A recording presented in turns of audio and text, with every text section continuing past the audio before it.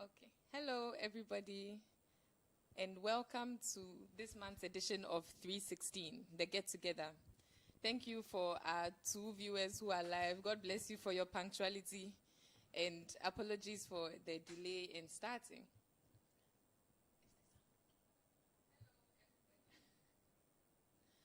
All right, so this month we are talking about the Christ-centered career.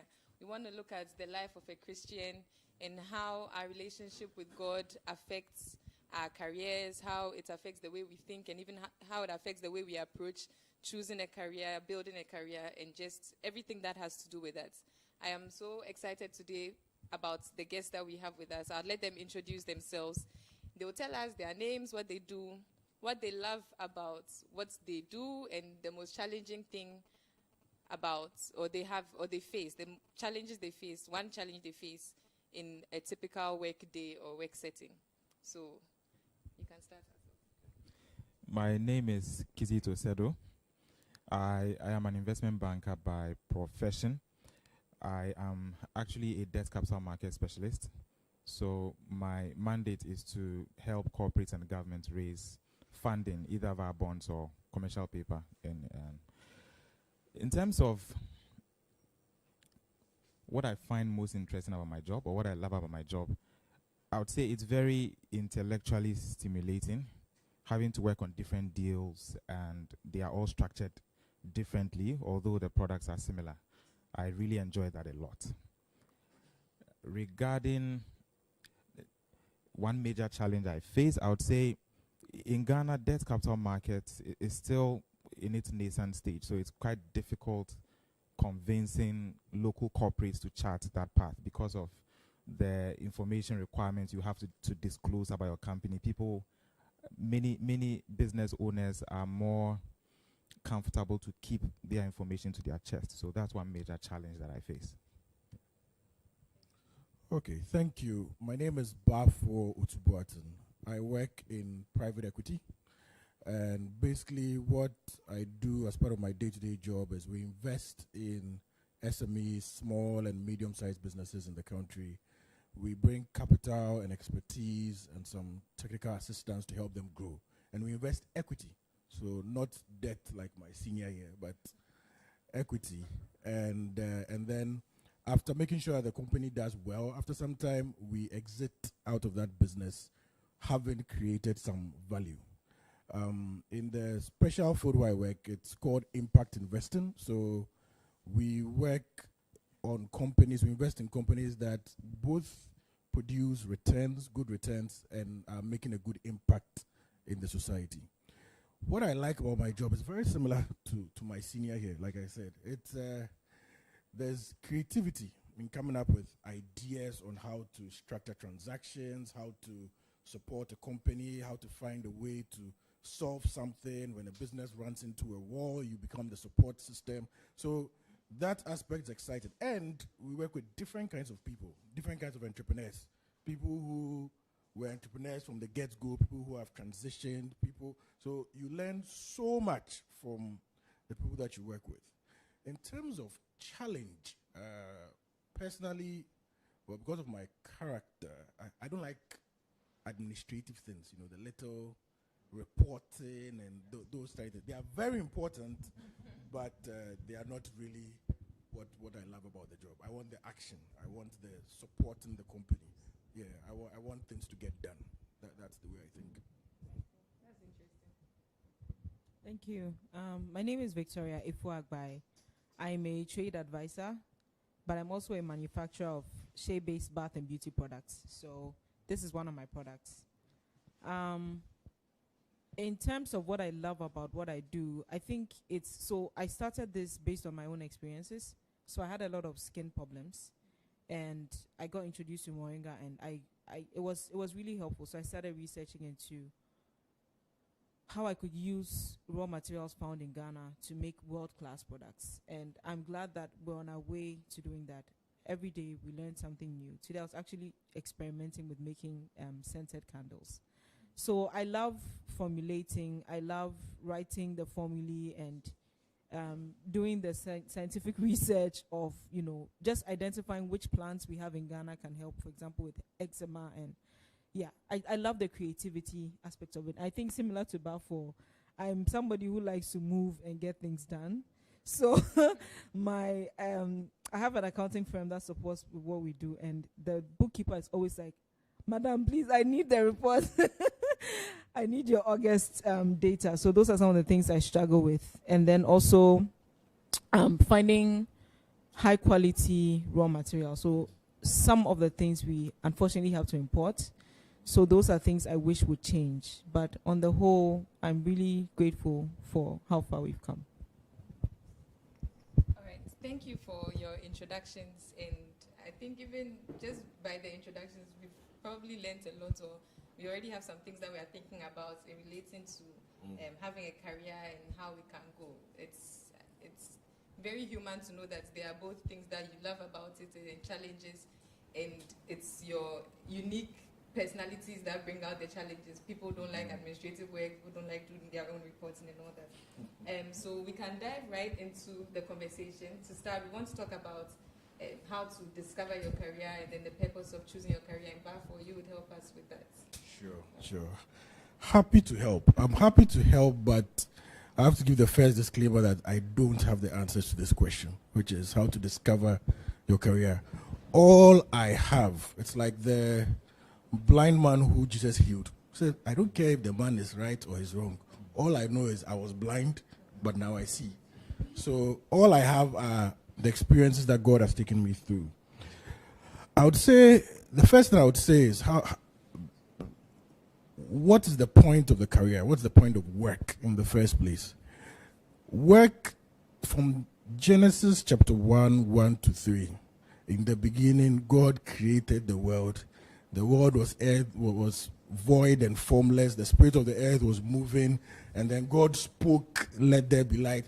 The first verse, God created the world. Second verse, the spirit is moving. The third verse, God spoke, the word, Jesus. There was movement. Work is what we are born to do.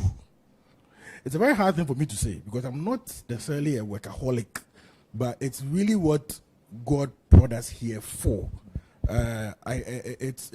Some people think of work and then all of a sudden they start to sweat and think of this is going to be a difficult thing, but work is what we're born to do. I mean, in Genesis 2:15, God put Adam in the garden to tend and care for it.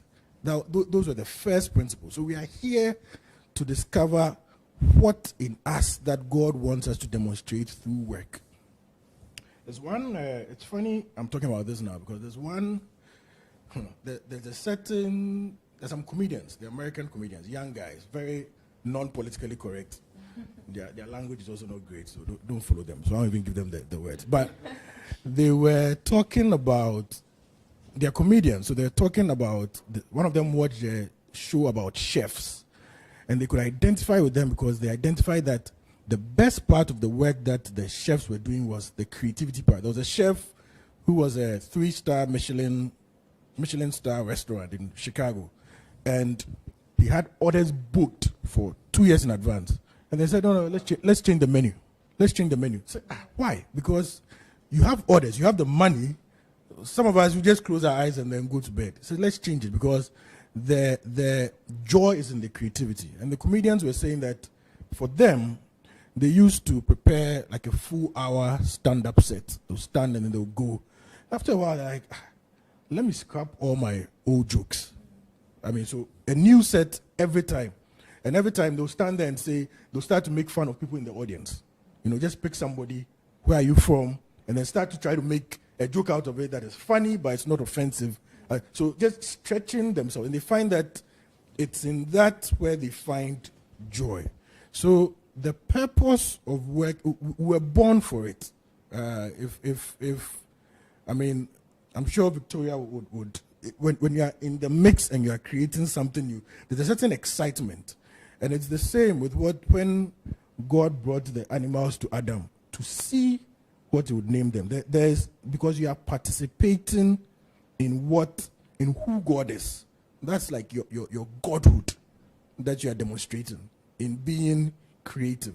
So if you look at it that way, it doesn't become a burdensome 9 to 5, then I have to go and this is the way it's supposed to be.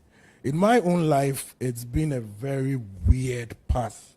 And I don't know how much I can speak about this, but I'll try to summarize.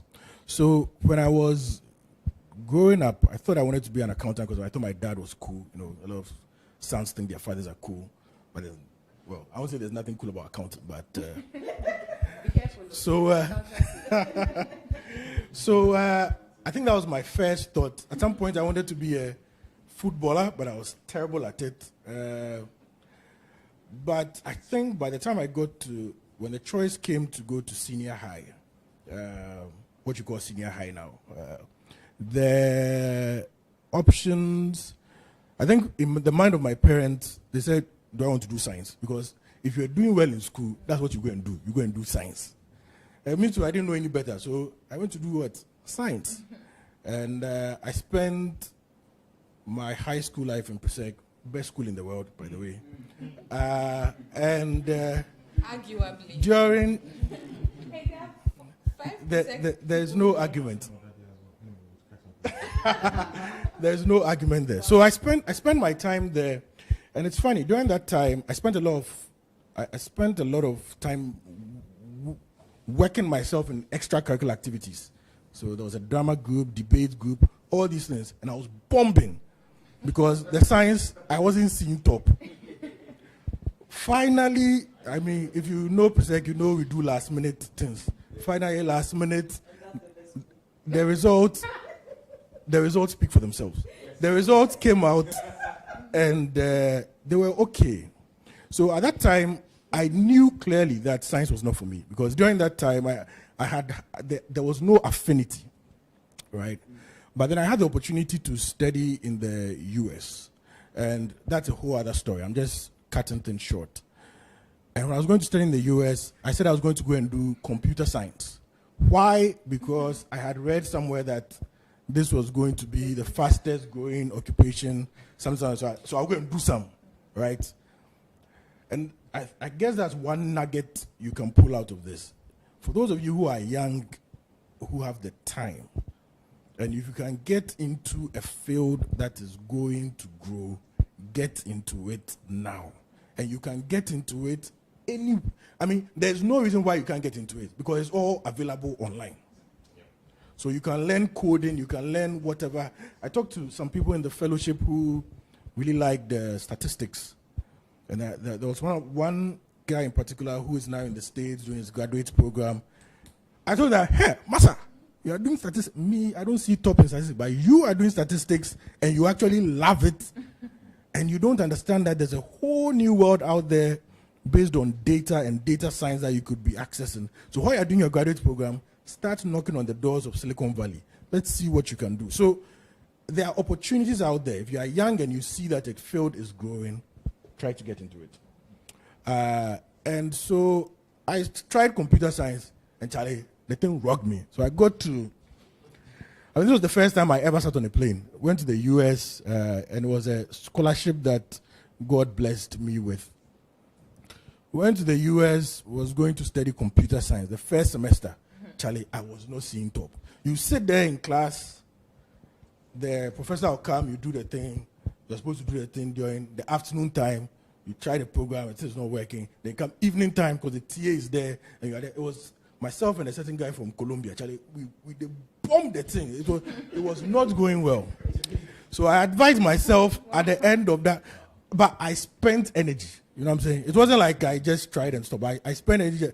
And at one point, I remember I came out, it was cold, my first winter. I was like, God, what am I doing in this place? This is ridiculous. But after that first semester, I said, no. Let me go and do some economics or something. Economics was interesting for me because they talked about economic development. And I knew that, Africa, yeah, please, that one, we care about it. So I started paying attention to it. But while I was doing that, there was a requirement. My school was a liberal arts college. There was a requirement that you should do one of these liberal arts courses. And I took a class in philosophy. I was like, this is nice. And I took another class, and I took another. So in the end, I ended up majoring in both economics and philosophy. And Mostly because, in fact, if I could have dropped the economics, I would have. But you don't leave Africa and go to America and then you go and study philosophy and go and show your father that, Charlie, this is what I came with. What do we do with it? But what it did for me during that period was that in terms of forming arguments, in terms of analyzing what people have brought to the table, in terms of looking at second level perspectives that people have brought, it trained my mind, right? So it's important to have an open mind. I guess that's one of the nuggets I can throw out there. Be open, and that's point leads next to what happened next. So while I was in my second year, there was a senior who was sort of Ghanaian American and told me about investment banking. And I didn't know too much about it, but the more I read about it, the more I got excited about it. Mostly because you could make money. Hello?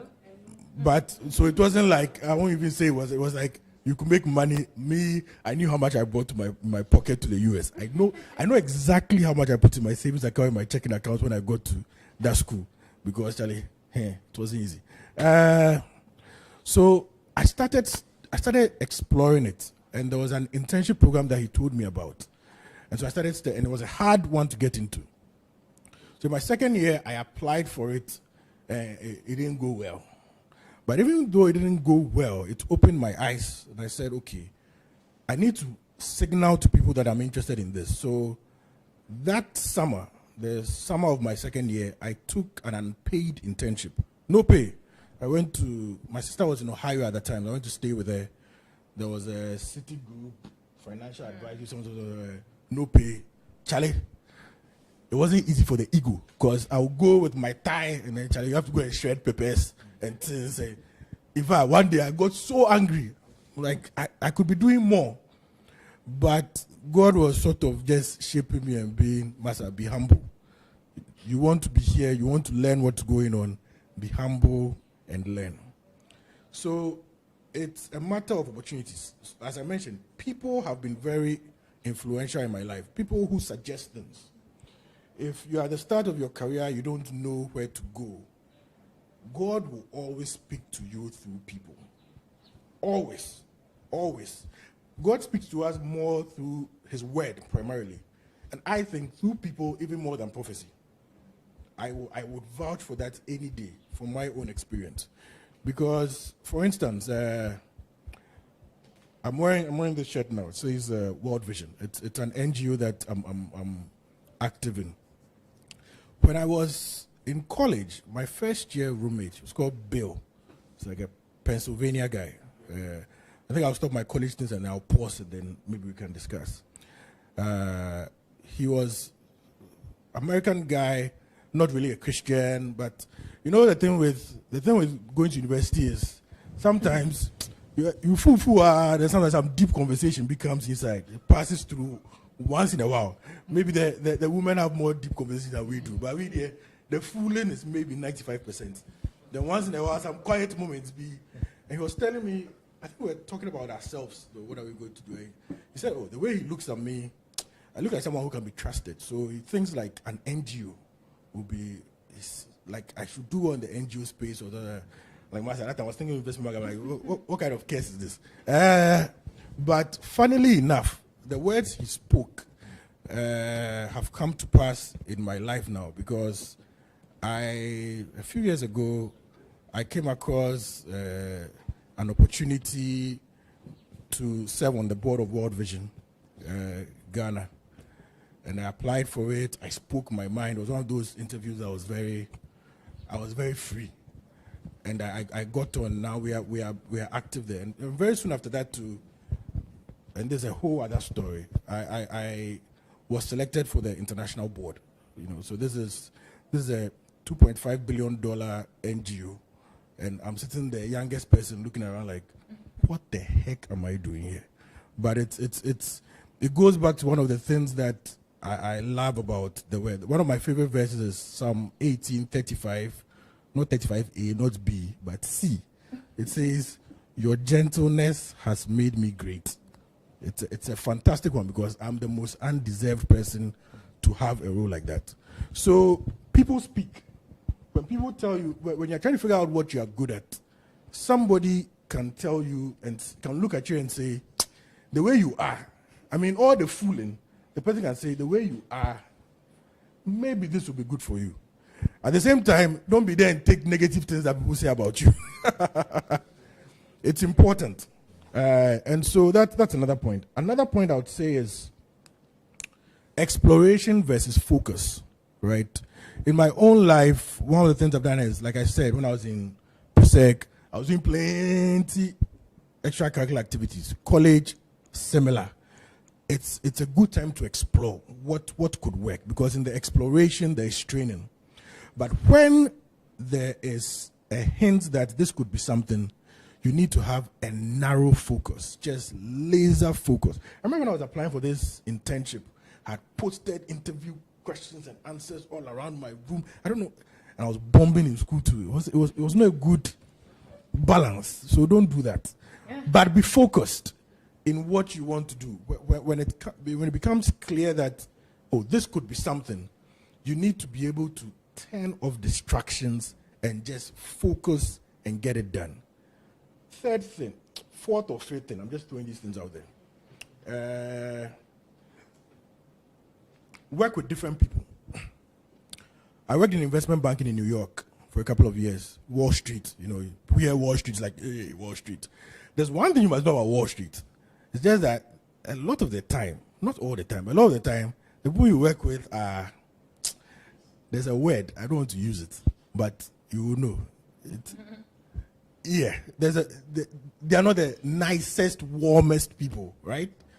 They are not the nicest, warmest people because they're there for the money. They are just there to get. So if you are slow in doing, I work with different people.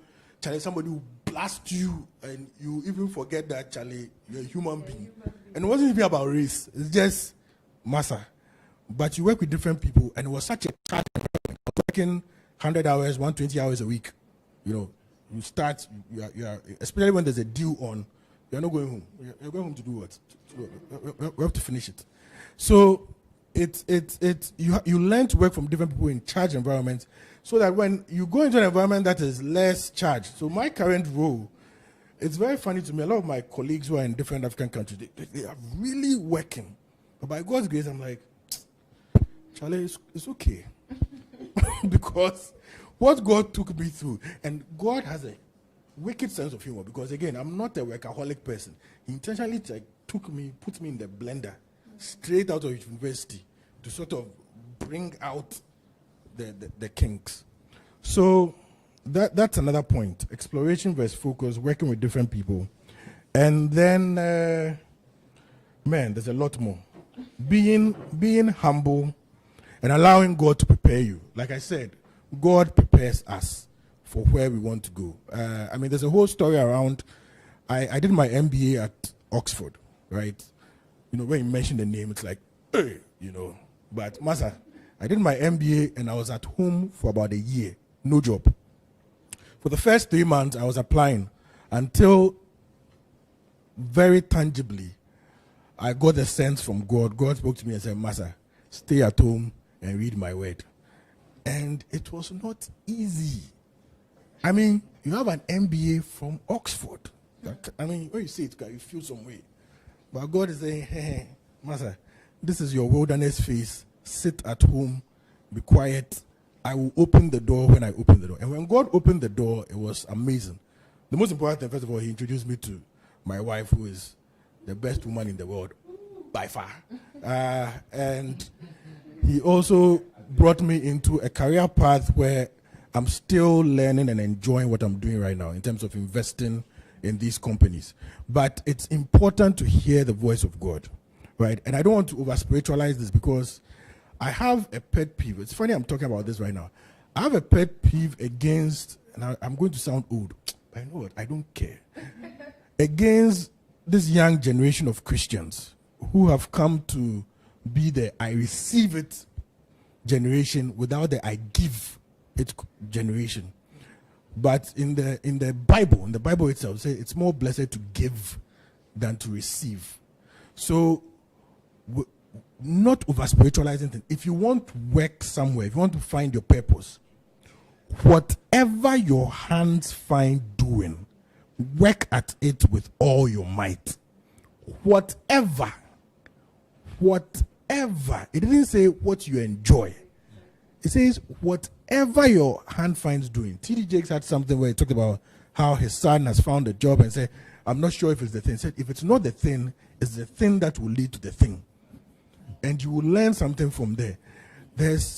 I've heard too many stories of the poor work ethic of young Christians. It's just breaking my heart.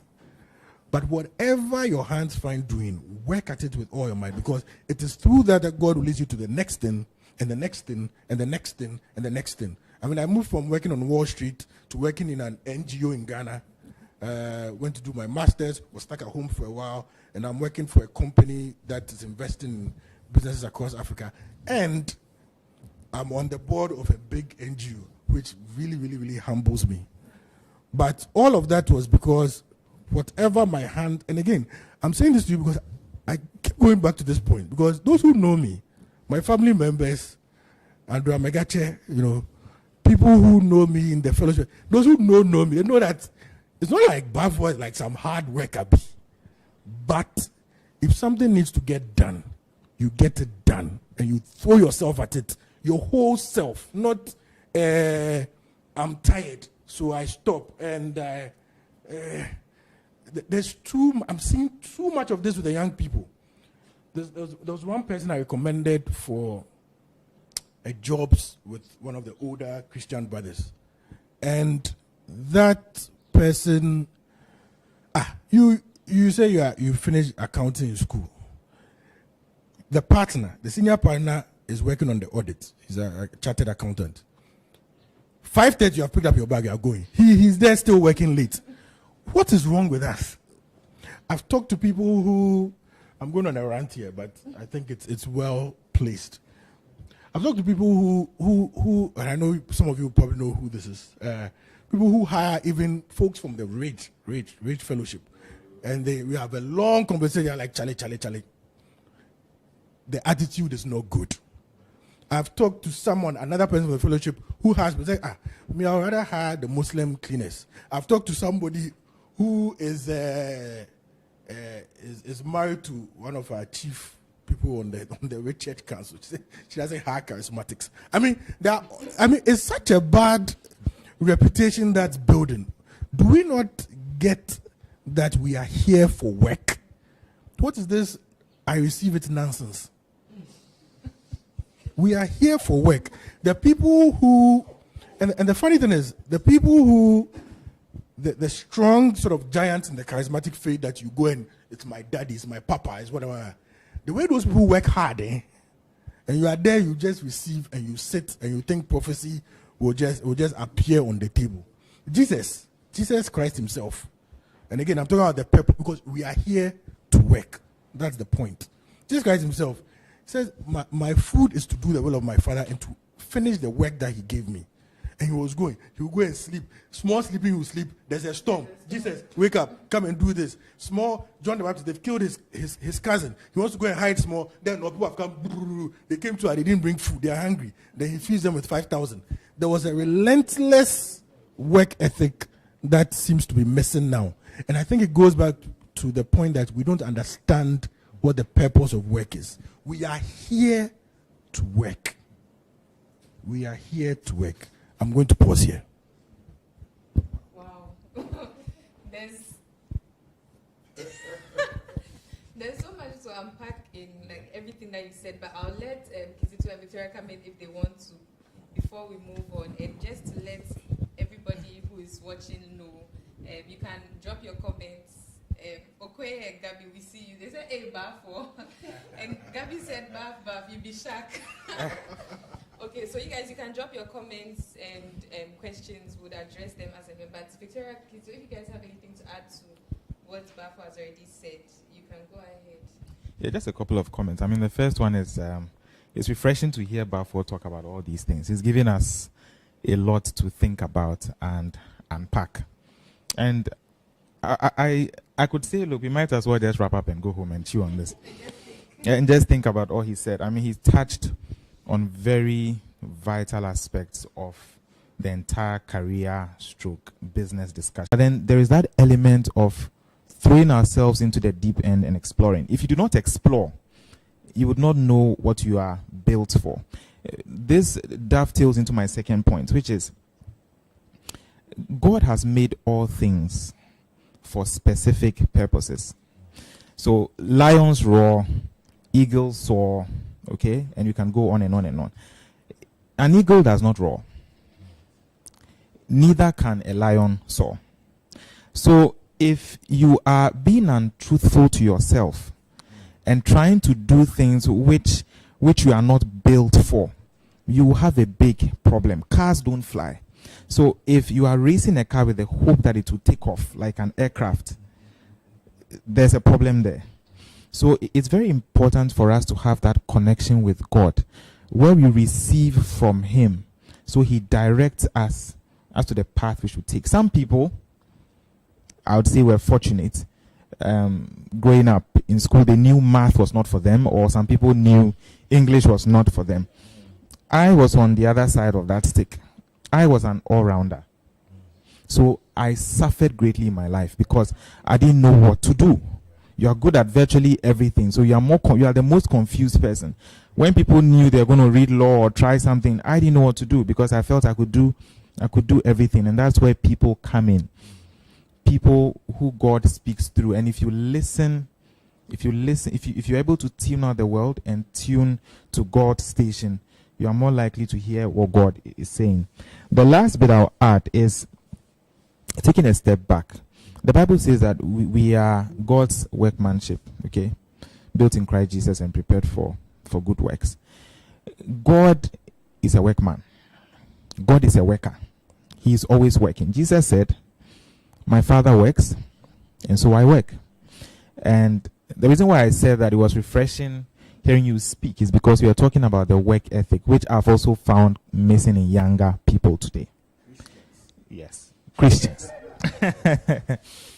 Which is very true. I mean, God is a workman, as I said, and He works, and then we also work. But I believe that the fulfillment of work comes in when you can see with the eyes of faith what God is doing regarding your life. You can work hard and be fruitful in the eyes of men, but you'll be a total disappointment in the eyes of God. If you are unable to follow the steps of the Spirit and know where God is working in your life, you really, really miss it. So, to cut a long story short, I'm just emphasizing the role of the Holy Spirit. There is no way I can overemphasize this. It's so important and so critical. We have to listen to God. Because after all study hard, attend the right schools, get the right training and all that, the Holy Spirit has to, He has to determine what you are going to do and when you are going to do it and with whom. So we need to bear that in mind. That's all I'll add to Balfour's comment. Thank you.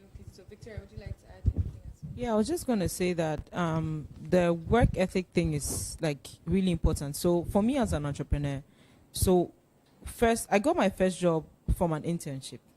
And it was very interesting because the choice was between me and a German lady, and my boss picked me. So that was very instrumental, and it sort of shaped my course. Because in the beginning, I wanted to go get a PhD and come and teach English. I did the internship, and I was hired while I was in school. So in my final year, I was working and schooling at the same time. And then after school, I got hired. And at some point, I became a very bad employee because I started feeling like, Charlie, I know what I'm about. So my boss and I used to clash a lot. And so later on, when I resigned, I started thinking, I went through some experiences similar to what Balfour was talking about, where you get churned and it brings out a lot out of you. And sometimes it's a very painful process. So I started reflecting on the things that my boss used to talk about. And now as an entrepreneur, I'm like, oh, okay, when you have employees, you want them to work as if the business belongs to them. The most painful thing for an entrepreneur is to have employees who don't care. They come late, they leave, whenever they please. When they want to resign, they don't give you notice. They just leave. And after you've trained them. And I have a lot of business, like fellow entrepreneurs who complain a lot about that, especially in Ghana. So, yeah, I think the work ethic thing is very important. And I also think internships is something that we don't take advantage of, especially in Ghana. So yesterday I met a young lady who's in tech, and I was telling her that, do you know how to sell? She said she's an electrical, she's studying electrical engineering. I was like, every job that you do, you're going to be selling something. So learn how to sell. And number two, working, so there's a big debate about whether you should work for someone before you go into entrepreneurship or not. I think it's advantageous to work for someone because it teaches you systems. Otherwise, sometimes you're going to build a lopsided enterprise based on your core strengths. So that's what I wanted to add. All right, you guys, thank you so much for everything that you've already said so far. But with what we've spoken about so far, I think one of the things that mainly stood out to me was, Bafo, when you said working is a way of participating in Godhood. And I think when we understand it like that, it changes the way we think about work. As you said, it doesn't just become, I have to get up, I have to go to work, I have to earn my salary, and then you're not even enjoying the work you're doing. But when you think about it as a way that you're participating in Godhood, the eternal... My audience is misbehaving. All right.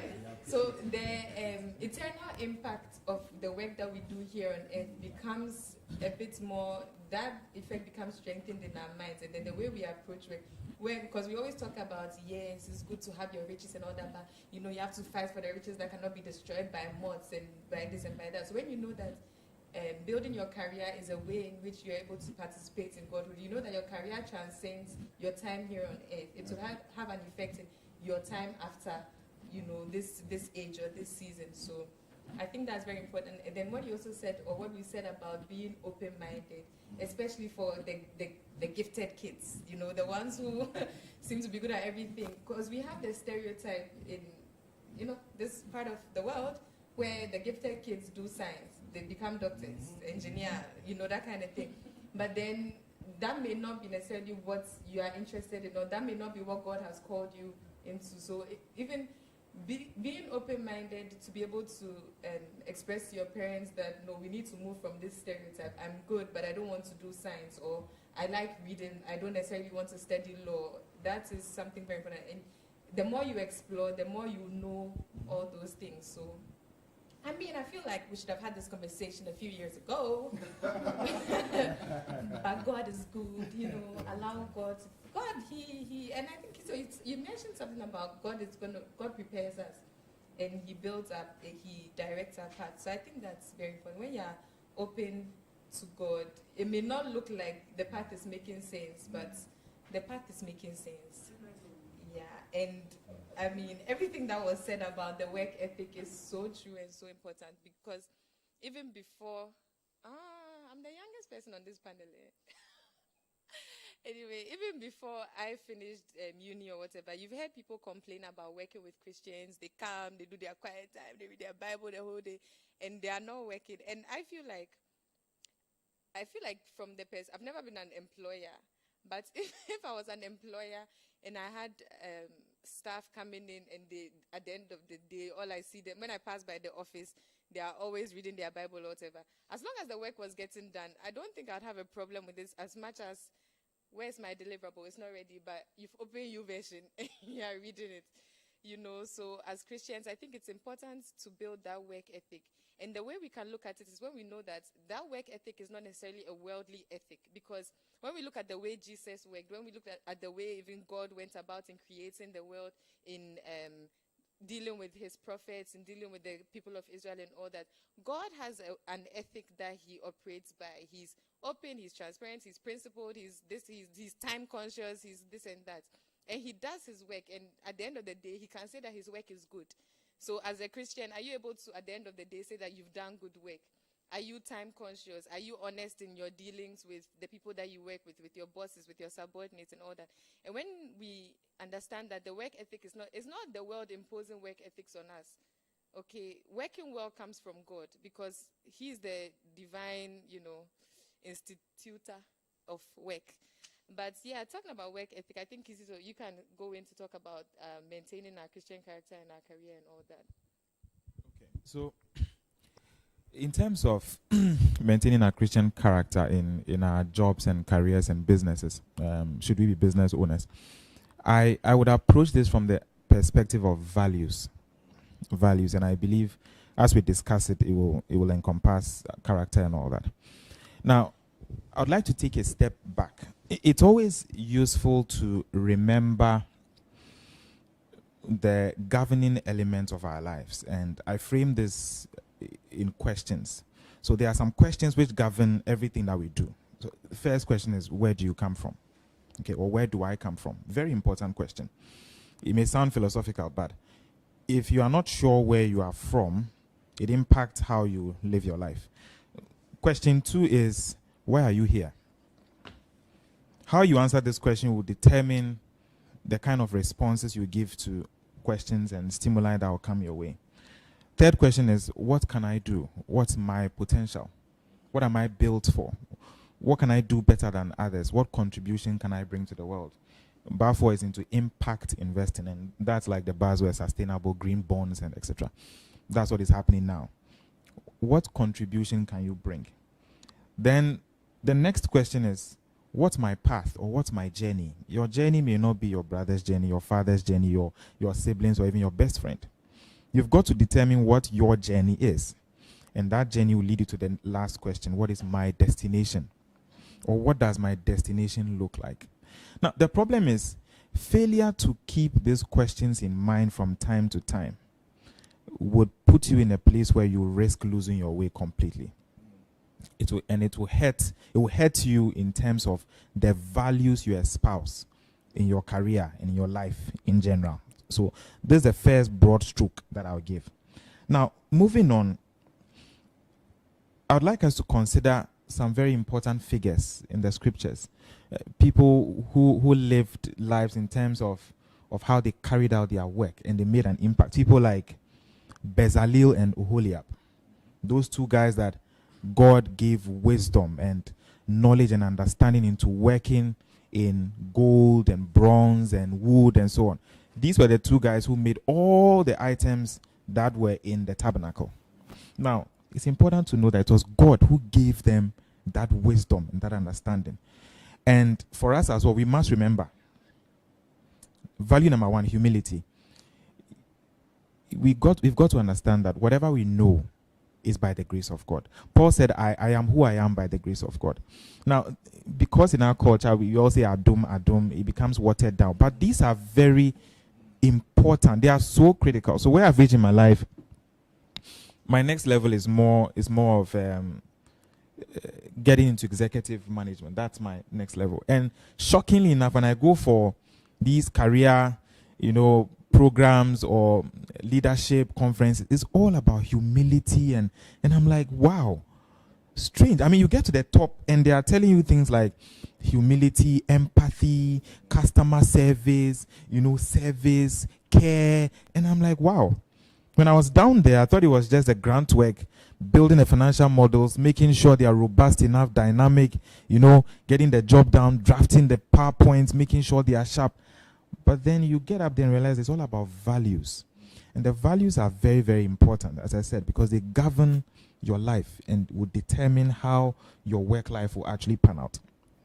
So people like Daniel, Joseph, Paul was a tent maker, but a very strong evangelist.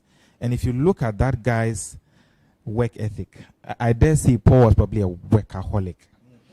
I mean, somebody who the guy worked so hard, they put him in jail. He said, bring me my parchment and my books and my scrolls so that I'll write more letters and impact. And we are told that Romans and some of the other powerful books which have enriched the church, Paul wrote them while in jail. He was actually most effective when he was put in a cooler. And that's amazing. It tells you Paul's work ethic. Now, moving on, when I talk about values and our character, there's this thing I've lodged in my mind, and I try to remember it from time to time. we, the body of Christ, we are God's executive arm. We do the work on earth. That's our job. There's a heavenly council or divine council. They pass the verdict, then it's given to us, and we run with it. It's very, very important for us to know that we are God's representative on earth. Unbelievers would never meet Christ or have an encounter with God or even an angel. We are the only Bible some people will ever read. So the way we live our lives in the offices, in our businesses, in our interactions with customers, would to a very large extent either slight God or honor him. Very, very important, because you hear the comments. People go like, he calls himself a Christian, calls himself a believer. And then we bring God's name into disrepute because we have put his name on ourselves as our surnames. And because of that, people identify us and say, this guy is not good enough. And that's not good enough for God. The next thing I'll talk about is, and I came across this line in one of the sessions I had a couple of months ago. It was a virtual session because of COVID-19 and all of that. I was reading this article on career management, career planning, and I came across this sentence that I highlighted and said, I'll memorize, and I memorized it. It said, until you see your career as an extension, okay, of the impact you make in the lives of others, you will continue to go around in circles. Now, as a believer, I take that and I flip it, and I'll say, until you see your career as an extension of God's work, you miss it completely. Our careers are just vehicles that God used to impact our colleagues at work, the customers we meet, our superiors, our juniors. God works through us in our careers. That's basically what it is.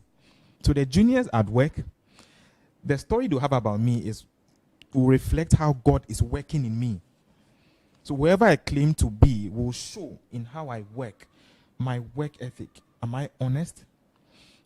The reports I churn out, are they truthful? Am I misleading the client? When I'm advising the client, do this, do that, is that the right thing to do? Am I doing that just so I close a deal and make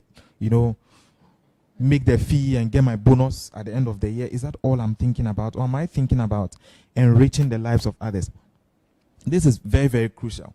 So that we can identify as honesty, truthfulness, humility. These are very cardinal in the Christian faith and must show in how we live our lives. I go on to make this comment. Without the Holy Spirit in our lives, especially in our careers and our jobs will be just like what is described in Ecclesiastes. It is striving after the wind. It is meaningless. You toil and toil and toil, and what do you get? You have a house, a fat bank account, and money in the bank, a wife, 2.5 kids. And then and then what happens after that? No, it's just a path to weariness. You just weary yourself and you wonder, why do I keep doing this? It's God who makes our jobs meaningful. He brings the meaning into the job. So even if you are doing, and Bafford doesn't like the grant work, and I also don't like it either. In fact, a couple of months ago, someone showed me some job opportunities, and I sat there and I said, it looks good. I mean, the money and all that. But then I said, let me be honest with myself. I can build the financial models. I can do all that detailed work, but I don't enjoy it. I actually don't. I'm more into the strategic thinking, constructing the approach to the client. How do we get there? So I like the big picture conversations, and I see the roadblocks. Okay, let's go. No, this client looks like this. Very okay. So this is how we approach. Let's show. So even presentation, don't show this slide. Show this one. Delete this one. I love the story behind what we are doing. So I've said to myself, I'm not going to make that mistake. My next job will not be another analyst role where I'm building models for people to interpret. Sake of money. I'm not going to do that. You've got to be truthful to yourself. Otherwise, you end up disappointing people. Because you go there for the money, and then after you make 3 or 4 nice bonuses, you begin to realize you are running out of steam because you are not walking in the Spirit. You are just like everybody else. And what's the difference between a believer and everybody else? They are all working for money, promotion, and so on and so forth. The last point I want to make in terms of values is it's something I'll describe. I don't have one word like humility, honesty, empathy, etc. to describe it, but it's got to do with how we see career. And I'll explain. Majority of people see career progression as a vertical movement.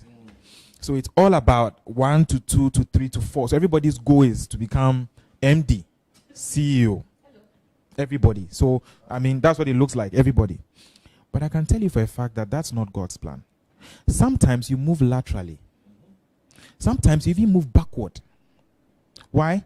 It's because God has a plan for all of us. And in the journey to become who God has called you to be, you would need some experiences, you would need some skills, you need to meet some people, you need to build character and values. So it's not unthinkable or outlandish that God will say, quit this job and switch industries, but go for a role that is lower with a lower pay. It doesn't make sense. Following God doesn't always make sense. It doesn't mean that your next move must always be upward. Although that's great. I mean, but when you are working with God, please be prepared for things like this. Otherwise, why would Joseph, born in a privileged home, go and spend 7 years in jail? Would you do it? And then the most annoying thing is in the book of Psalms, you are told God sent Joseph ahead of. It wasn't like that. It wasn't like he was just sent ahead of his brethren to save them. No. Read the story. It wasn't like he sat in first class, in Emirates, on an Emirates flight, and traveled and then was treated nicely. No. But that's what the Bible says. He was sent ahead. So to God, that is sending him ahead of his breath. And that's how it is. So it's not always upward. We always, if we listen to God, would realize that, look, we are on a journey. So although we are at the same level, my God may lead me not to go for the bigger job. Everybody think you are crazy. So there's a job opening and people are like, did you apply for it? No. Why? Oh, you should have. Just go and explore. There is a place for exploring. But when you enter into the path of focus, when you are focused with the Holy Spirit, you don't just run around like that. I close by saying this. I'm one of those people who are privileged. I feel God loves me so much that I haven't explored much. And it's because I have had very detailed, my path has been very different. I'm told exactly what to do. My next step, I'm told, do this, do that. Don't do this, don't do that. And it's very, very clear. It's because of how God has purposed me to be. So my path will be different from Bafo's. And perhaps for somebody like you who is sitting at such a global level, you need to have sampled a lot, seen so much, worked with people to appreciate where you are today. Because it's a journey, and everybody's journey is different. In my case, it's been different. It's been very specific. Take this job, take that job. In 2012, when I joined Stanbic as a graduate trainee, I had 3 dreams. And in those dreams, it was very clear I was going to Stanbic.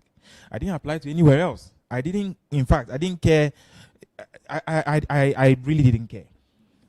People told me StanChart probably had a better graduate training program, which made a lot of sense at the time. But that was not where God was leading me. I knew where I was going. And I followed the Lord and I've not regretted in the least. So in our quest to build character and create impact and influence people positively, it's very, very critical for us to put on the values of Christ, everything that Christ embodies, and live them out in our jobs and careers. That will be the only way we can finish our course and we will hear those words all of us want to hear. Well done, good and faithful servant. If you were given 1 talent, handle that 1 talent. The guy who got 10 will account for his 10. The one who got 5 will account for 5. So it's not so much so, and this is my last point, it's not so much so as the kind of jobs we all want to do. So for example, I wish I could code and all of that. I've been saying I want to learn Python and SQL and all those things. I've not touched them yet. That's the future. But for herein lies the truth. People have sold so bolo and they've made it. People have sold car tires and they have fulfilled their mandate on earth. People have played football. In fact, there are people who are wine connoisseurs. All they do is travel the world, taste wine, and rate the wine. Say, this is not good enough. They are paid. It's not really about the sort of things that we all place premium on. In this world, some things, engineering, this and that, and the financial analysts and the bankers, the lawyers, they are put, and then some other jobs no one wants. So no parent wants his child to do whatever. But today, football, people are praying. I have a son. I have to hold this leg and pray that the Holy Ghost, Holy Ghost will give him skills so that I can retire. I can retire by 45. I tell myself I'm a football manager.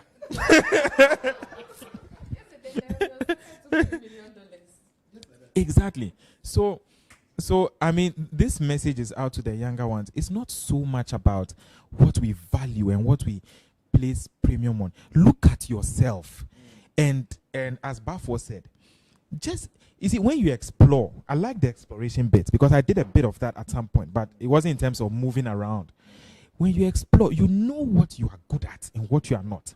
So just let it guide you. Let it guide you, and God willing, He will take you to a destination. Wow. Thank you. Thank you so much for all of that. And again, so much to unpack. But I think what you've said about like allowing God to lead you, allowing the Holy Spirit to lead you, I think it ties back into what we've already spoken about, being open-minded. Being open-minded, especially to what God has for you, because I mean, maybe you made up your mind that this is what you want to do, lawyer, banker, professor, business person, whatever it is. But if God is not leading you that way, I think it's different, especially when you know that you are also a child of God and you believe that what you have in mind to do is what God wants for you. Then now, going back to tune in with God and say that, okay, so I was wrong. This is actually what God has for me. And then going down along that path. But it's very important to be open-minded to what God has for you. Because the Bible talks about if you accept the testimony of men, the testimony of God is greater. So yeah, people can say whatever they have to say. Other Christians can say what they have to say. But the final word would come from the Holy Spirit convicting you. And then what you also said about being effective no matter the circumstances, which really even made me think of this COVID period because this season has presented its challenges, especially to business. My dad keeps saying that Jack Ma said, if your business survives this COVID season, that's a win. Whether you made a loss, break-even, profits, surviving COVID alone is a win. So finding a way to be effective no matter the circumstances you find yourself. Joseph was in prison. He still distinguished himself. David was among the sheep, the cattle or whatever. He still distinguished himself. So I think that's also important. I don't know if you guys have anything you want to add to. I think I'll just add something, but again, my senior here said, me now, I'll go back and listen to this, watch this video, and play it over and over again because the download is very good. The download is good. I need to listen. But again, because I think I've been having these conversations with a lot of people, I'm coming back to this point on work ethic and commitment. I'm not always a TDJ fan, but there's a TDJ sermon on commitment. You can search for it on YouTube, Commitment, TDJs. He talks, that day is like he blasted his church. He talks a lot about this, that you can't expect to give an offering and then God will bless an endeavor you are not committed to. You can't expect to fast and expect that God will bless something you are not committed to. You can't expect that you get to a point and then, I think he said something about, you see the 12 sons of Jacob, Reuben, Simeon, Levi, Judah. There's a lot in this generation that wants to get to Judah, the praise, without passing through Levi, where you are joined to something, you are committed to something. And this is my thing to young people, and I'm young, but when I do get the chance to talk to younger folks, I always say, you have zero excuse in this day and age, zero excuse for not learning or sharpening the skill that you need to have. whether it is through, I will find this course online, which is, and please, if you can't find something, come and ask me. I'm bad at a lot of things, but I'm good at Google. And you need to get good at Google. Yeah. Find something, a course to do. Find somebody to go and train, and go and tell the people that, listen, me, I'll do it for free. I don't see the hunger. And I think part of it is, I think maybe God made a bit of a mistake with Ghana, because here, the population is not that big. We dig small, no good. We throw seeds, no, it grows. So we're not sweating it. We're just cool. This country, we are chill. We're chill. Oh, we are okay. If exactly, family supports them. If you are born in Lagos, you are born as soon as you are born, you know that university, 10,000 spots, one of you get it. Because I was talking to someone who works with the IFC, Chinese lady. She's like, listen, from the time you are born in China, you just know that you have to. There needs to be a certain hunger. But Ghana, Charlie, go be, you go be. We are not hungry, and I'm not seeing. And what annoys me the most is, like, today I'm ranting, but I need to say what annoys me the most is, it's not like you that you are saying that your family is like set up because one of the guys I work with that I hired 2 years ago, his family is incredibly wealthy. I mean, wealth, real wealth, not joke, wealth. And he also went to marry like a very wealthy. In fact, it's not a joke. But the way the guy is eager and enthusiastic about the job, the way he devotes himself to the job, I mean, you would be shocked. But I see me now, my people now, we know the background, Charlie, you are like me, Charlie, you are just trying. And you yourself, you are not applying a certain hunger to get. It bothers me. It bothers me. If you, please, change your prayer topic, say, God, make me hungry, or something, and then act that way, because it is sorely lacking. And if you are not hungry, you will not get fed and you will die. That is just the fact of life. I'm dropping the mic. Wow, be hungry. I think otherwise you starve and die. Who was I listening to recently? Bozoma St. John or something like that. And she said that she's living her life urgently. She doesn't understand the people who have relaxed.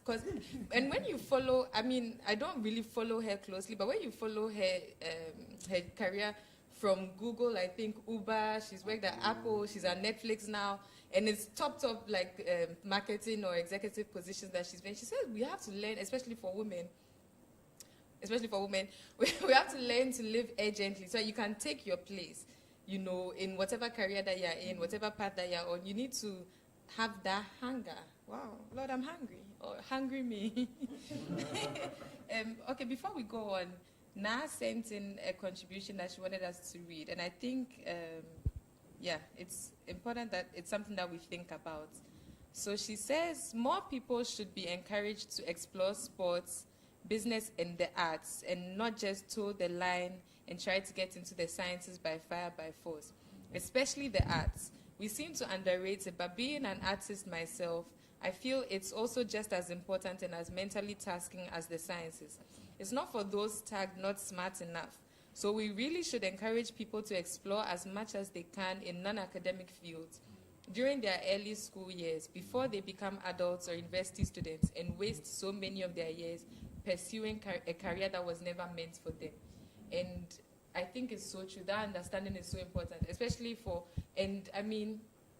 what our parents and grandparents have done, they've done and it's over. But like, we are the parents now. You are the parents now. We are going to be the parents soon. And whatever that cycle was or that stereotype has been perpetuated in Ghana for the last 50, 60 years or so, we have an opportunity to break it, because no job is easy. I don't think I've observed anyone working and say that, this one, say you're not working. I don't know whoever you are, come and show yourself to me so I can explore your job as an opportunity. And I think especially with the arts, the ones that literally require talent, Because I've heard somebody, there was a senior I had in secondary school who studied, she was in the visual arts class. And she said that she learned how to draw. She learned how to be an artist, which I think is fantastic. But some of these, if you are not an artist, you are not an artist. And this is even a bit embarrassing because in my primary school, we studied, the vocational skill we did was graphic design, not catering. My year, nobody got one in BEC in graphic design. It was not a big class. We're 27. Not a single person got a 1. So that means that year, nobody got 10 ones in BEC. Because it's graphic design. You're supposed to be creative, create a package, a poster, a product, something. And whoever looks at it has to be visually stimulated that, oh, I like it. But you know, let me not even get started on the arts because I think it might turn into a rant. And honestly, can you imagine the mental strength it would take for you to showcase your art or for you to write a book and have one publisher tell you that this is not going to go anywhere? Oh, my goodness.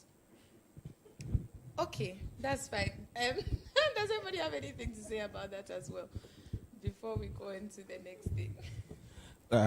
I just want to make a few comments. I mean, Bafo has made this point several times, but I want to put a twist on it.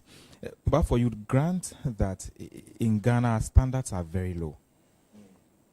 So the poor work ethic actually feeds off the low standards. How many people actually work well beyond 8-10 p.m. just to get something done? Severally. I mean, in my life, someone phones me, it's 9 p.m. Are you at home? No, I'm in the office. Hey, what are you still doing there? Yes. It's always met with surprise. That why are you working so hard? Where are we missing? Are we missing something? But here's the point. When Bafo talks about, correct me if I'm wrong, when he talks about the work ethic, you know, some people who like to take life a bit more casually, you know, we are all different. Some people are more, you know, some people have got the drive and the verve. You know, others are like, you know, why are we all in a hurry? I mean, take your time. We'll get there. You are like that. Okay, good. So which is actually good. Because that's the point I'm going to make. There are others who see life as, I mean, where are we all rushing to? We will get to a destination. I mean, if you are driving at 180 kilometers per hour, I'm doing 80, but we'll get there and we won't be late. So, yeah, eventually we'll get there. We won't be late. So there's no point rushing. The contribution I want to make to this point is this. The truth is, high quality work rarely comes with limited commitment, limited effort, sweat and blood. So in my job, when an analyst prepares a document for me, I can look at that document and in 5 seconds I can tell whether this is shoddy work or this is something that has cost sweat and blood and stress and, you know, a lot of research, a lot of thinking through to bring it across. The truth is that when he talks about the work ethic, that is the path to quality work and success. There's no other way. There is no, so it's not like some people will be listening and be saying, no, they've assembled some workaholics to come and scream at us and tell us work hard. You know, the intention is that when we all love the products we buy. I mean, the kind of products we all fancy, iPhones and the cars and cameras and so on. Do you think that if those people put the kind of effort that Ghanaians in general put into the kind of work they do, would we have these products? No. The answer is no. So the work ethic we talked about and discussed is a requirement. It's a fundamental requirement for success in anything, in any job. It doesn't matter whether an artist, a driver. It's basic. It's actually step 1. It's not even like level 5. It's level 1. At the base is a lot of hard work and commitment. So the work ethic is good. If it's not there, you've got nothing. That's what I wanted to say. Fantastic. Thank you. Whew. And speaking of work ethic, I think in a structured environment, it's, even if it's not like your personal, it's not your personal commitment to working a certain way. Sometimes the environment that you are in can force. Really, it's something that we all need to work towards, like, to change. So in terms of entrepreneurship, I would say it's not for everybody. Unfortunately, there's this cycle where there was a state at which, like, everybody was going into entrepreneurship and giving motivational speeches and making it seem like if you were not an entrepreneur, then there was something wrong with you. I want to say that it's not for everybody. And before we started, I was saying that if you look at a balance sheet, you know, you pay everybody. There's a cost of goods sold, there's the taxes. You pay everybody before you have your retained earnings. So in entrepreneurship, you are the last person to get paid. You have to make sure that your workers are paid first, your taxes, you buy your raw materials. So if it's not something that, you know, you are interested in or God has given you, Charlie, if you're a 9-to-5 person, do it and do it well. Because the entrepreneurs also need an ecosystem of people who, you know, the accountants, you know, the lawyers. You need people who will support you. If everybody's an entrepreneur, Charlie, some way. So the second thing I wanted to point out is if you are doing business and you are a Christian, you are competing with other forces. Let me just put it that way. Because people do all kinds of things to make their products sell. In my case, I do something which is really sensitive, and people are very careful about what they put on their skin. So I was advised early that when you are formulating, be praying as well, because somebody will buy something of yours, mix it with another thing, which will react with yours, and will come and say, I use your product and it's giving me rashes or whatever. And you have no proof, and that can undo you. Thankfully, I get very blessed, and I think also that God has, like Bafo and Kizito were saying, God has led me to the point where I am. So when I was living in Germany, I was actually selling shea butter and moringa. I was traveling all over. And when I left school, I regretted not having done internships because my classmates were getting jobs at Bosch and Daimler, and I'm like, hey, God, na me swear. So I came back to Ghana and I'm like, okay, the struggles I was facing in Germany, I don't have any of that struggle. Like, I came to Ghana and everything has fallen in place for me. So one nugget I'll say is, like, know where God wants you to be. Because if you are outside the will of God, it's just a life of struggle. Trust me. And so it brings me back to what I was saying, that, you know, the work that you do as a Christian or as an entrepreneur is actually a ministry. So devote yourself to it and know that, you know, through your work, somebody can get healing. So I've had people testify that I've used so many products and I react to it, but when I use yours, it's actually helped me, like, with my allergies. Or funny enough, also on Saturday we went for a market and all kinds of people kept coming to my stand and everybody was wondering, so one competitor came and she was like, I've seen everybody is coming to your stand, so I want to see, like, what you do. And then a lady came, she's like, I have neurodermatitis, can you help me? And so all the training that I got from my previous boss just kicked in, and I started telling about, like, the nutrients that your skin also needs. So that leads me to the third thing, that, you know, unfortunately, I've seen a lot of Ghanaian businesses fail with the founder. So as soon as the person passes on, the business collapses. And you've also seen a trend. So I also work as a trade advisor. You see a trend where people don't have, like, succession planning. They don't have systems. Sometimes people come to me like, your products are great. I've had people compare my products to Yves Rocher and all that. And he's like, so why don't you have a website? And I'm like, I need to have an inventory management system first. I need to have back-end systems. I need to have workers who will respond to every social media. So I do that myself. I manage social media myself. And if I don't have that, I'm setting myself up for failure. So I think one thing that I see people missing a lot is not having systems in place. And then I'll say excellence is important. So sometimes I see people, like, in an effort to make things easy, they don't do the right thing. So cosmetic formulators are required to label our products with the INCI nomenclature. International So basically, there's a system, the ingredients. So you're supposed to list the botanical name.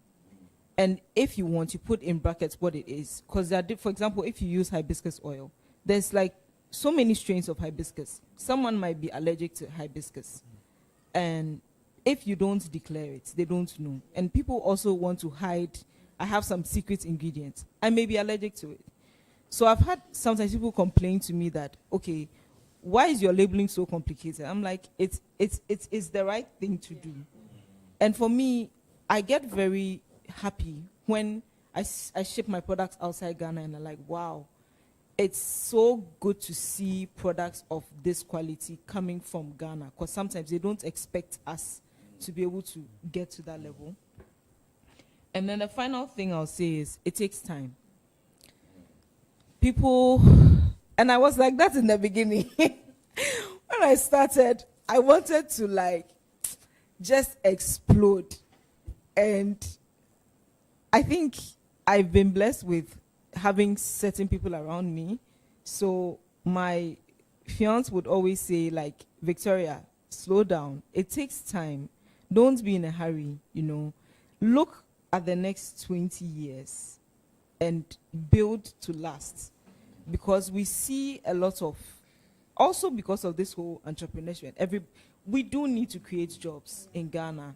Let's not deceive ourselves. You see a lot of people who come with a lot of hype, and then after 3 or 5 years, they are nowhere to be found. That's very disappointing. So I always pray that I don't make the same mistake. And I'm like, so I've moved from, you know, wanting to sell and make money. Of course, you still want that, but I'm like, okay, how do I make sure that I have systems and I can really sustain myself? So every time I'm doing something, I ask myself, if I formulate the product this way and I use this ingredient, am I sure of the raw material supply chain? The next time I want to do it, can I do the same thing? You know, so yeah, basically it takes time. It won't happen overnight. When I look at people like Adonko and Despite and all of those people, I see how long it's taking them, and I get surprised that some of us in our generation want to get there in the next like 2 years, you know. Yeah, so those are some of the things that I have learned. Thank you, Victoria. I think especially what you said about having businesses that outlive their founders, because I mean we see it globally. CNN has this feature that they do that they talk about like 100-year-old companies. So they'll talk about Coca-Cola and all those things. Talk about the products, how it started, and how they got the products they have here. And here in Ghana, we don't have many of those. Or even if we have, let's say, so I was thinking that, okay, so how many 50-year-old indigenous businesses do we have here? Mm-hmm. But then if you go and look at it, maybe there's one family that has had a shop since like before independence, but like that's all it's ever been, a shop in front of the one house. But give that same 50 years to another company outside of this country or even this continent, and it's franchised possibly all over their continent or all over the world. And so having entrepreneurs who are able to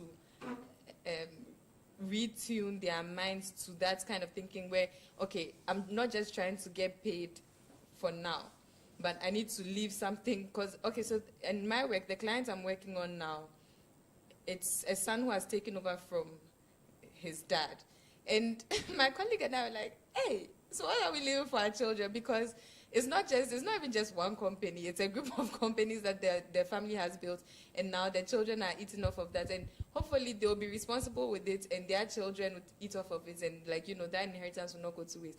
But having this mindset, and is it possible to get this mindset from our relationship with God, or is that a mindset that can only be gotten from the world? Because do we see Christian businesses that want to outlive their founders, or we just see Christian businesses that just want to be paid for the now, and then whatever happens? So let's say you don't think about succession planning. When you die, what happens to your employees? Because they have dependents, right? So we can just talk a bit about that. So I think it's, okay, so every society is the reflection of the average mindset. So there's something that I heard from So there's something I heard from Vusi Tembekwayo. He's someone I follow a lot, and it just changed my mindset. He was like, if there was, they had a chicken.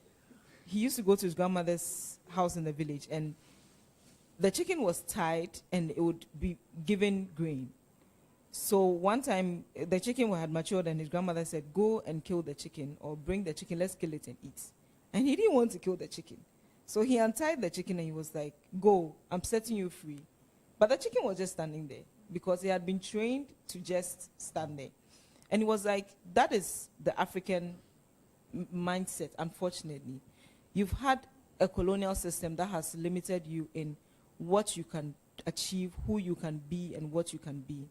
And some of the challenges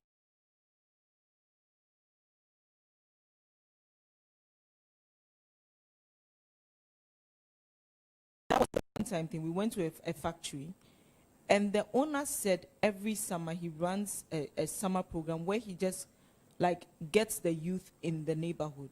It was a company that produces vacuum equipment. So if you look at like the aerosol sprays, the tops, it works with a vacuum suction, right? So he just trains them, and he was like, they are free to live and work for other companies. And he was like, if we raise the standard of the skill, it benefits the whole country. And I was like, wow. In Ghana, people don't want to train their workers. I don't want you to travel outside Ghana for training, just for shaggy reasons. And it's not just Ghanaians. Even when you work in international companies, an international company will want to come up and pay their workers in dollars. You'll find somebody telling them, if you pay them peanuts, they'll still work like dogs. So I think it's a mindset thing that has to change. And it's also, generational, because if you look at Indian businesses, they take it to the next level. But then it's also funding. So that's where people like Bafo come in. So when you start small businesses like mine, there's a risk attached, And when you go to the bank, nobody's going to give you money. You have to have family and friends or people who just believe in you and say, I'm giving you money. But it also comes with, training and understanding that if I'm going into business with my friend, there's a possibility that things can go wrong. So how do we mitigate all those risks? So there are structural as well as mindset things that we need to change. Structural and mindsets. And the structural changes would come with the mindset changes. Or is it possible for the structural change to come before the mindsets? Because it is the individuals who are running their institutions or whatever. So I'm just wondering, I feel like sometimes, especially in Ghana, when we look at it, a lot of our issues are individual, but then a lot of our issues are also institutional.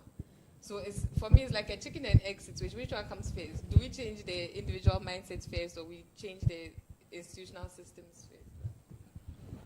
I think you start internal and go external. Right? So it starts with the mindset. You talked about, do we have 100-year businesses here? We don't. We don't have anything we don't have anything. Listen, let me just disabuse people's minds, because I've seen there is no indigenously owned Ghanaian company, maybe apart from 2 or 3, that can stand out on the global stage. We don't have it.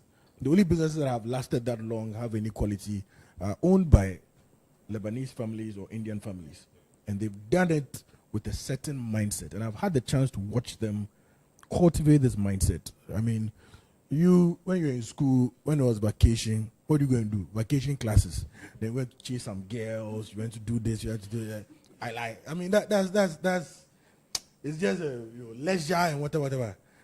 For them, vacation, you're a teenager, you're coming to work. You're coming to work in the factory. You work in this department, that department, that department. When you go and you finish your education, you come back, you have a small role here, and then it grows and it grows and it grows. And as you are even exploring, you can start to think of your own ideas, because they are willing to fund that within that culture. So it's a cultural thing and it's a mindset thing. In Ghana, it's funny, I was having this conversation with my big sister here. We have there's too much envy in the system. First of all, this is too much. We are not excited about our fellow Ghanaian man doing well. I dare anybody to come and challenge me on that. I don't see it. But at the same time, I see it so much when. So, for instance, I work in the fund space. Investing. One of our biggest issues, and when I sit down with my seniors in the game, the other private equity people from Ghana, we always see it. One of the biggest issues is that we raise capital mostly from foreign investors in hard currency to invest in businesses that are doing business here in cities. So the risk is highly elevated. You see, what would be perfect would be if we had our own selves, whether through pension funds, the institutions, we had local capital supporting local businesses. But we don't, because Charlie, the rich man, the building, he can see it. He can touch it. It's tangible. You are telling me I should come and fund some young people's businesses. What do they do for me? Well, we don't have that culture that facilitates this supportive environment. And it's a challenge I'm throwing to us as a young generation. We need to support each other. I mean, I'm very happy, looking from an investor's perspective, to hear what Victoria is saying about putting in place systems. I don't have a website because I don't have inventory management. That's rare. For the most part, the young people I see, and I've gone to some of these pitch competitions, and I see a lot of people just charging to come and speak big English, and maybe they've gone outside, but the substance of the business, nothing they did. One of the deals we did last year was it's a company that's based in Ashaman. Ashaman. It's a doctor who started out of a 4-bedroom house. Over the next 10 to 15 years, built clinics. 5 clinics here, 1 in Takoradi, plus a pharmaceutical business, plus a diagnostic services business.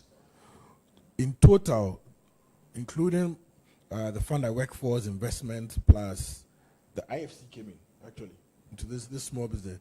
It's raising about $5 million to put up, expand, grow a shaman business. The shaman that you even pass there. He said, listen, you rich people, you don't get sick. It's the poor people. Sanitation problem. They will come on. So there was substance there. I know, that's just a throwaway joke. But that's something he said, actually. There was substance in the business. He had thought through it. He had thought through the system. How do you even build a group? He had thought through that. So that by the time it was ready for an external investor, it was not such a struggle. I mean, I remember for that particular business, the IFC came down and Charlie, and when this World Bank IFC people come, Charlie, they come with, they're demanding this. We have your processes. They came with a 7-member team. Small business in Ashaman. I'm like, yeah, we have this, we have that, we have this, we have that. I said, okay. It was all done. Because they're taking time to build. As Victoria said, build it. So those of you thinking of entrepreneurship, the coolest thing in your head is, how am I going to shine on Instagram? You got it wrong. Crack. You want to, so that you too, you've got. Master, come and talk to Victoria. That's my advice for you. Thanks, Bafo and Victoria. I just wanted to make a few comments on the back of this very interesting points that is currently being discussed. I want to touch on the subject of the envy. It's so pervasive, it's endemic, and it's terrible. And it's there. I mean, it's strange. And Vusi has got this video on YouTube where he talked about it. And he gave an example. He said, look, in the South African community, if there's word out there that a black South African has built a hypercar, like a Pagani or one of those, those very expensive cars, Bugatti or one of those, the immediate response is the S word, which I can't. So they use the S word and they're like, crazy. How could he have done it? I mean, so it means that the rest of us are screwed because he has succeeded. He said, why don't they think this way? Why don't we make tires for him? Why don't we build parts? Because, why don't we, provide services to him? so that we grow together. But that mindset is there. It's either you having it or we not. Yes, it's winners and losers. The fact that you've won means that we've lost. And we don't have many winners. It's like the crab mentality, right? So we are all in a bucket, and we're trying to make sure none of us cross outside. So at the end of the day, we are all inside, and it's very, very bad. And that's the truth about us as Africans. And then I wanted to also touch on the question you asked: is it the mindset before the structures? The humans make the structures. So I agree with Balfour wholeheartedly. There's a mindset that must change, because we make the structures and we change the structures. So if we do not fix it internally, we can't fix it externally. So it has to come from the inside.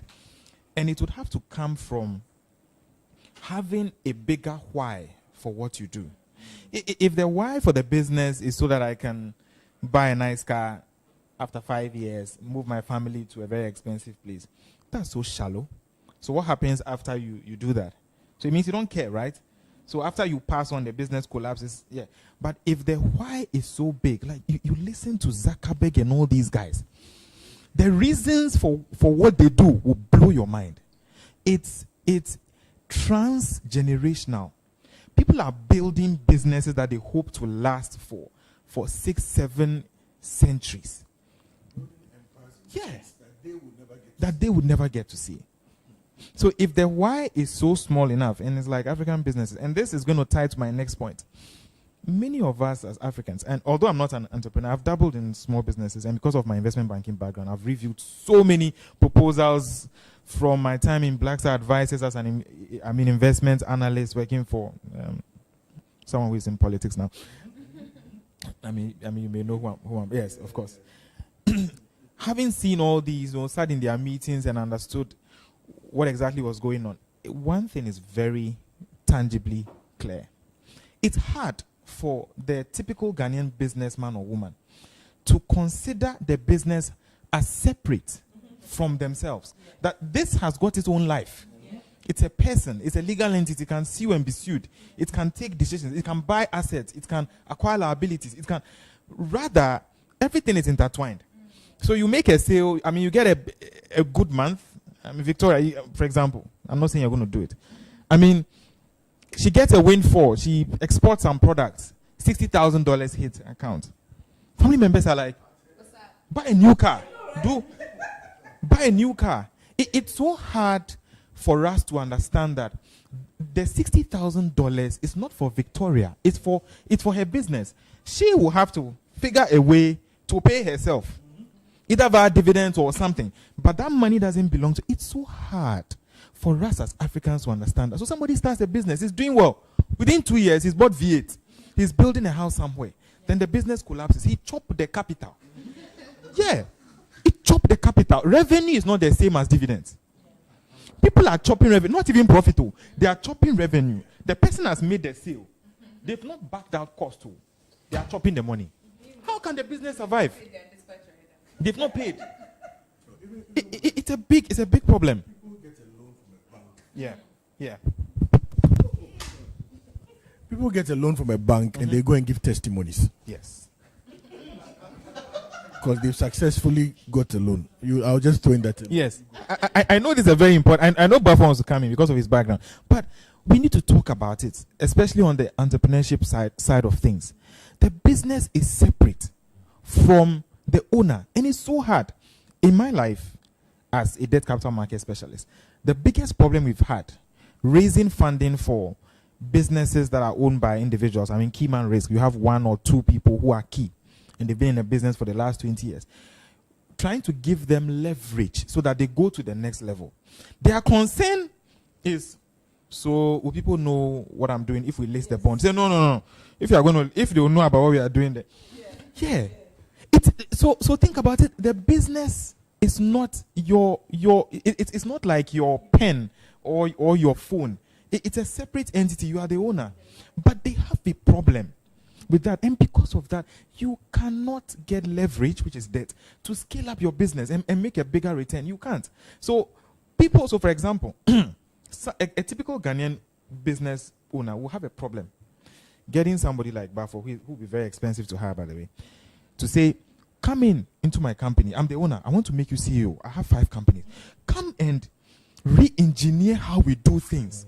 Because no. You say, you'll be no. So that he will come in and become, no. I'll rather run it with my 2 cylinders. Although he's got 8 cylinders, let's leave the business where it is. Because I don't want him to come in because he will come and benefit and, so will he be making decisions at the board? No. We don't. You see, this is the kind of mindset that is holding us back. And until we change these things, we're not going to move forward. So you have a business, it runs for 10 years. When you are old and you are gone, that's it. It dies off. Then somebody else takes over. It's so annoying. Even companies like GCB, even up to now, North African companies. They are struggling to enter Gambia. Can you imagine? You are now struggling to enter Gambia and go and buy an asset somewhere. We don't have anything. And it's really, really sad. And the last one I want to talk about is a question you asked.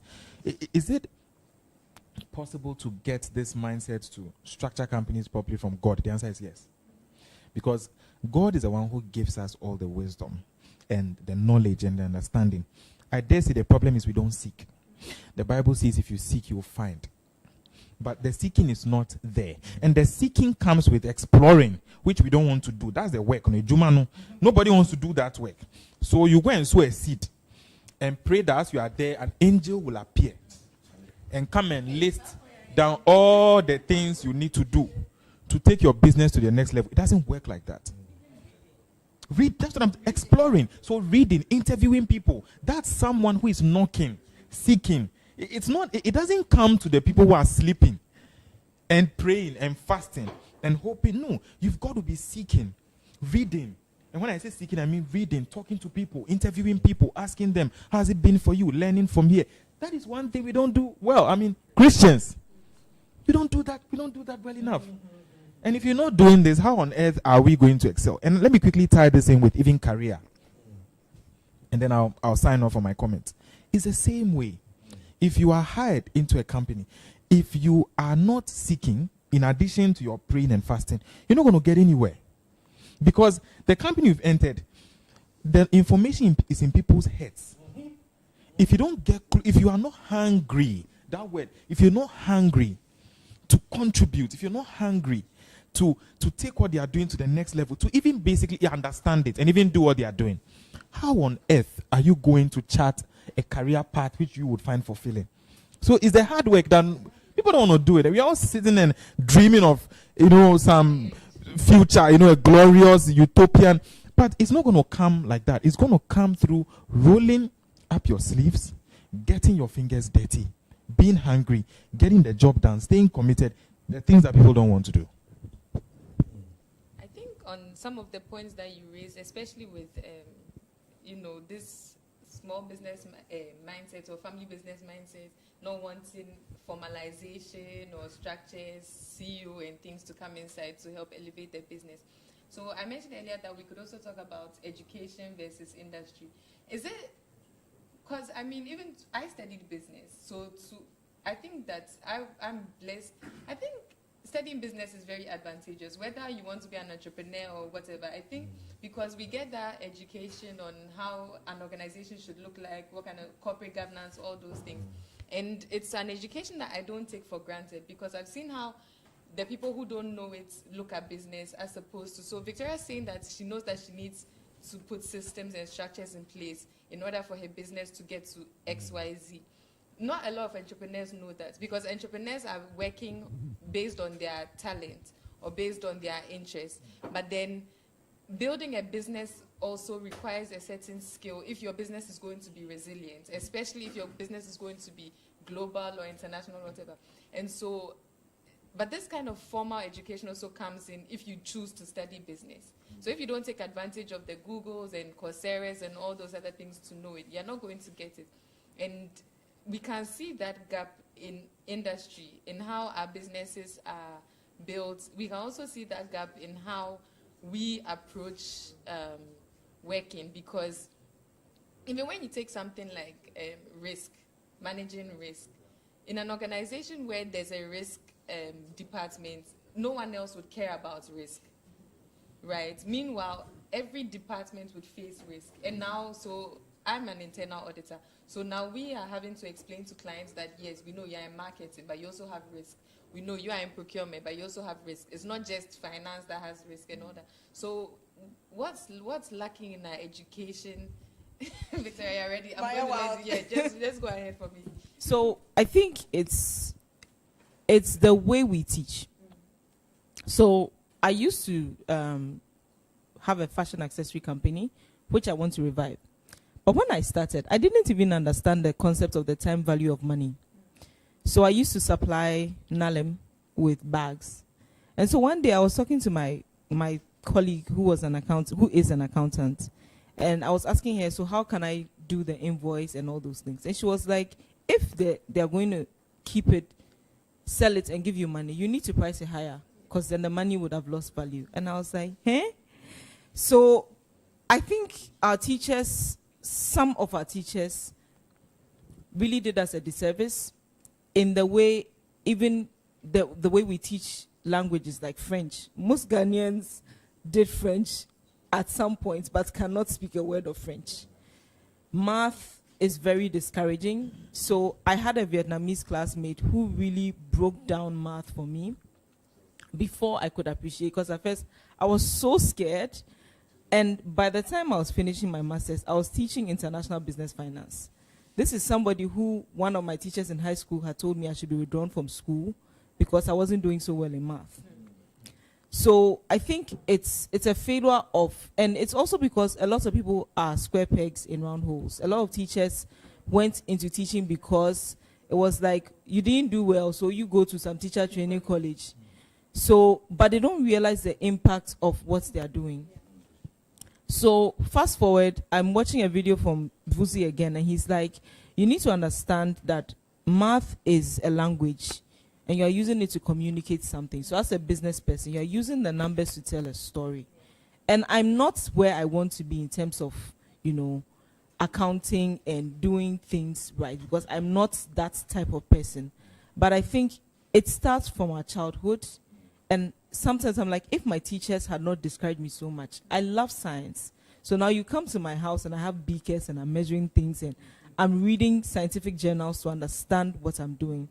If I had not been that limited, I'd probably be building submarines by now or something. But like, our educational system has really done us a disservice. So you need to be intentional if you want to change it.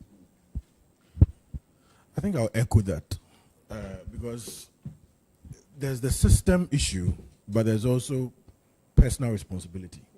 And that's what I've been coming back to. You need to be intentional. So, for instance, I got a prize for English when I was in PSEC. English, I believe myself. I mean, throughout... Secondary school English is not easy. Throughout Richard School, I don't think I ever got below second in any English subject. In fact, brofuno... And that's what we used to write the letters to the girls, secondary school. But when I went to university, taking an English course, the first time I wrote a paper, it came back bleeding. Bleeding, red pen, sore. Basically, the professor was saying that I don't understand what you are saying. And that was because I had carried the Ghanaian, the Ghanaian thing that gives you marks. You put in some idioms and some proverbs, and you do some things, instead of just making things concise. Yeah. So I had to relearn. In fact, it's one of the things I'm thankful for that college. They had something called a writing workshop. And I found, there was a girl, I still remember her name, because I'm going to blow her mind in the future. She was a writing tutor. She was ahead of me. And she started, when I had a paper, you take it to her, she have suggestions. Small. I started to see improvement. I started saying, why are we so long in Ghana? You get straight. I remember when Obama came here, and our dearly departed President Mills, Mr. Vice President, Mr. This, Obama came to stand there. Good morning, everyone. And then, boom, straight into it. And in today's business world, there is a high premium on being concise and communicating that way. So I had to relearn that. You see, but that took intentionality. It would have been easy for me to say I was local champion. I am still a champion. These people just don't get it. And so I think there's a lot. That's why when I turn again to ask the young people, there are very few borders now to actually improving yourself. Even in terms of the gaps in education, there are very few borders. Yes, and what Kizio said is very important, that knowledge is in the heads of people. You have to chase. You have to be humble. You have to beg for it. You have to earn it. I remember during my, this is a different kind of knowledge, but probably higher. During my wilderness phase, where I was stuck at home, unemployed after Oxford, when God said, Master, sit at home and read my word, I started chasing people. I was going to see Teta ETV. I'll go to see him in his office, this is old office, Tesano area. Like, you'll be in a meeting, I'll wait, you come out, we'll chat, and I went to see Gustav, went to see all these older people, because there was something in their head, there was something in them that I needed. In this day, I don't see, you see, and I was telling someone about this when I was talking about the work ethic issue. I've put that to the side for now. But when you have a younger person or a junior person work with, what you want to see somebody who is so eager and enthusiastic and asking questions and learning from that so much that after a while, it's okay, go home. You want to empty me? That is what you want. You don't see that a lot from our people. People are just doing the barest minimum to get by. And you can't bridge that gap in your education if, again, you are not hungry for knowledge and you don't show that out. And when you are young, you don't know anything. Let me just say it. I was very dumb when I was in my teens and my early 20s. It takes time to learn certain things. So you must be humble and hungry to know what you want and how to ask for it to bridge that gap. I think we've been at this conversation for quite a while. It's 5:29 now. Yeah. There were some other things that, we had mentioned talking about, but I think that we've said so much. There's so much to reflect on, so much to learn. And myself, I'm so guilty of some of the things that you guys have mentioned to be, not helping our generation. So I don't know if there's anything more you guys would like to add. I think we can round off. You guys can just give some closing remarks or something, if you want. Just a few comments. Look, I was quiet because I was reflecting on what Bafo was sharing. And I connect with you. In as much as we talk about work ethic, etc. To be honest, no matter how hard I believe I work, I can see my colleagues in London and New York. You know, they are different levels altogether. It's like playing soccer ball, behind your house and then watching UEFA Champions League final. I mean, it's worlds apart. And I recall a few years ago, I used to say that I believe my parents, society I was born in, this country, did a lot to restrain me in terms of how far I could go. I mean, in so many ways. I mean, parents will tell you, don't talk like that, don't express yourself in public, don't do this, don't bring new ideas, you can't change this, and all those things. So we have to first acknowledge that, look, the restrictions are there, whether we like it or not. They are there, but then we have to intentionally change it for the next generation. Some of us may succeed in obliterating all the hurdles. Some of us may not. Because there are some times in my life where maybe I'm doing a presentation to MEDA or, IFC or one of those, and something kicks in, and I'm like, where is this from? You feel, no. How did you get here? You shouldn't. How could you be presenting to these people? But you see people from elsewhere in the world, and younger. It's easy breezy. They're just moving. They're just moving. Those things are real, and they are strongholds in our minds. We would have to appreciate the fact. Look, they are there. They are there. We have to be more intentional. And those of us, because we are believers, we have to believe God. We have to pray and trust Him to remove those obstacles so that we can run freely. The last one I'll talk about is curiosity. And it was in there when you were sharing. We just have to be curious. We've got to learn to be very, very curious. If you're not curious, you will not really know a lot about so many things.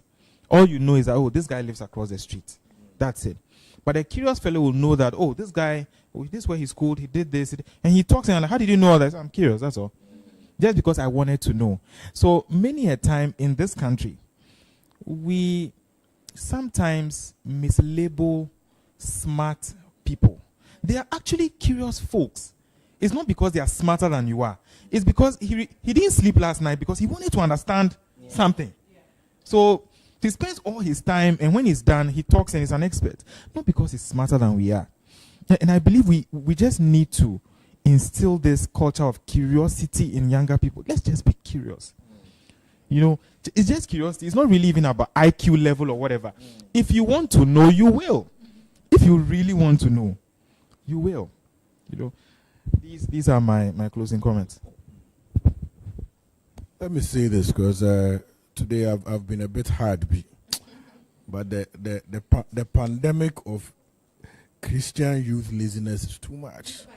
So, but let me put that to the side and say, I shared one of my favorite verses. I think it's my top 3 verse, Psalm 18:35c. Your gentleness has made me great.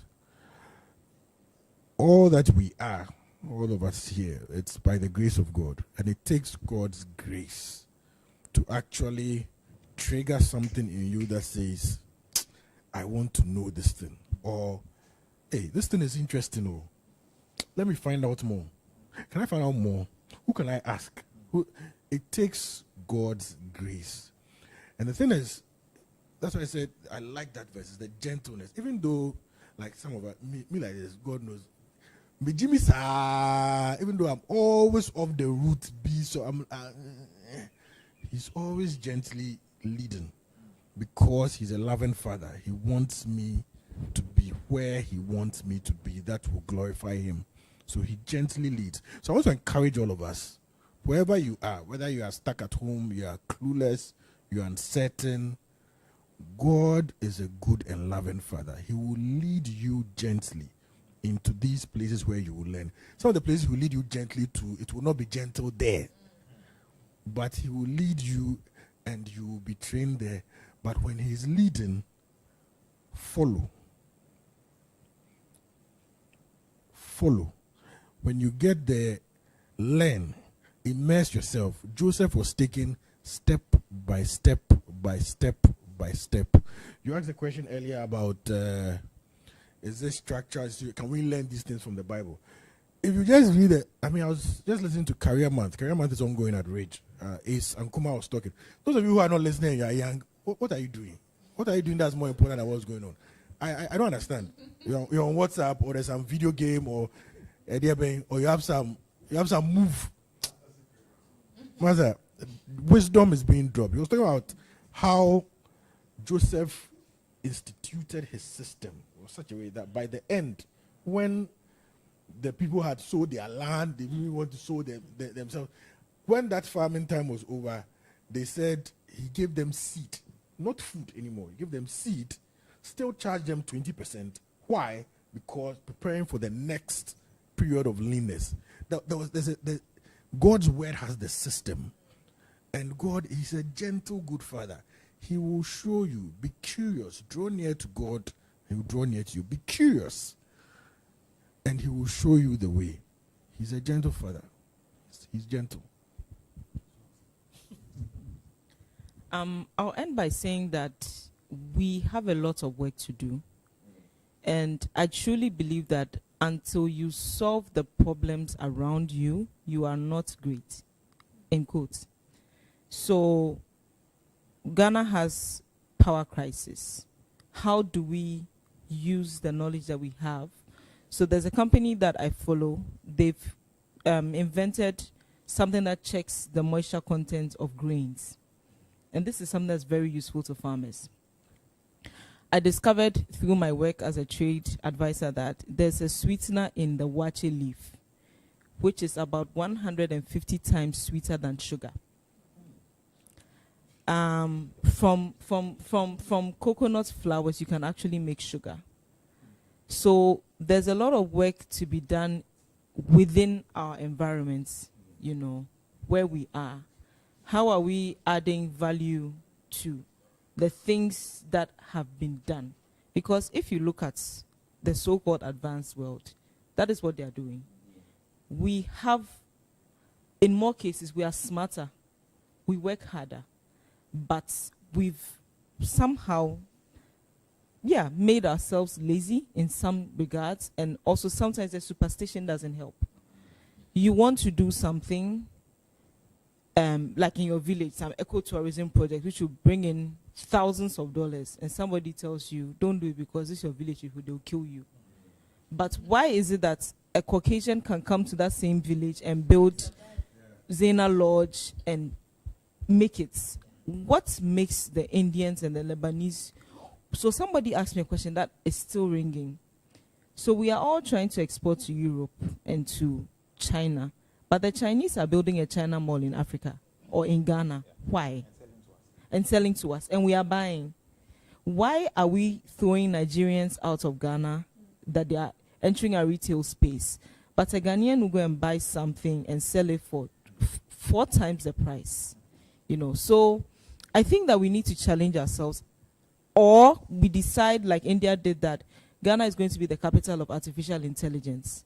So we also need to have a focus that we are working towards. In the next 20 years, Ghana will be exporting experts in artificial intelligence. We have to choose one of the two. We have a lot of work to do. So that's what I want to end with. All right. Thank you. Thank you, Kizito, Bafo, Victoria, for... Wow.